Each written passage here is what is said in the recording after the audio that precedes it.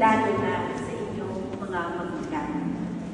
Maraming salamat po mga nanay at tatay sa inyong walang sawa at kapaguran na akayin at samahan ang inyong mga anak sa loob ng 2 taon na pag-a-attend ng ating katekismo para sa pagtutubong tungo sa malalim na mananampalataya.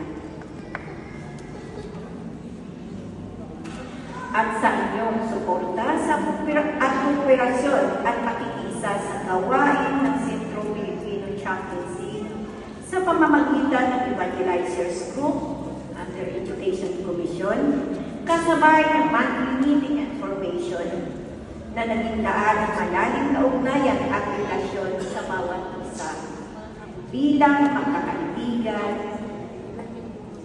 at kapamilya sa ating pananampalataya. Maraming salamat po.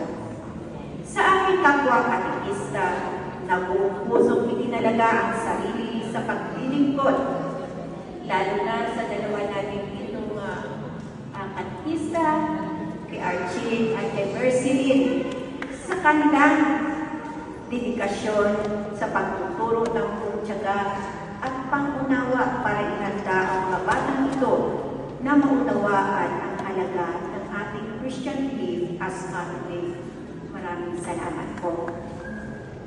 Sa aming spiritual advisor, Sister Teresa May, na laging nakasubaybay sa aming lahat, sa staff of the chaplaincy, Sister Divine at Papa, Angular Server, Commentator, Extraordinary Minister, our Vice Council seated by Ryan Asinas, our choir headed by Rem and company, at mga parents, maraming salamat po.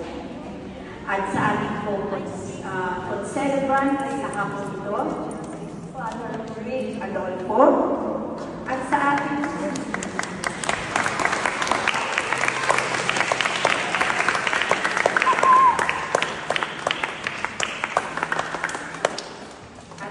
muling chaplain, Reverend Father Ronan Ayan, CNS,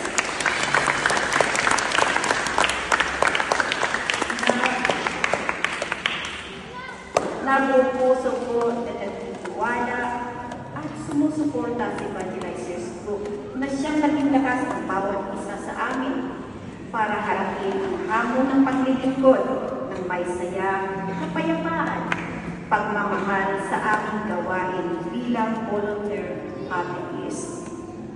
Maraming salamat po.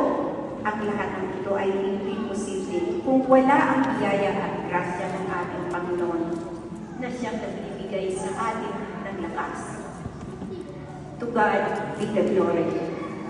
Bago ko magtapos ang aking ang aking pasasalamat, nais ko po umalis ang verse, no? John 3:16. Sapagkat gayon na lamang ang pag-ibig ng Diyos sa sangkatauhan, kaya ibinigay niya ang kanyang kaisa-isang anak upang ang sumasampalataya sa kanya ay hindi mapahamak, kundi pagkaroon ng buhay na walang hanggan. Maraming salamat po. Be a blessing, Fathers.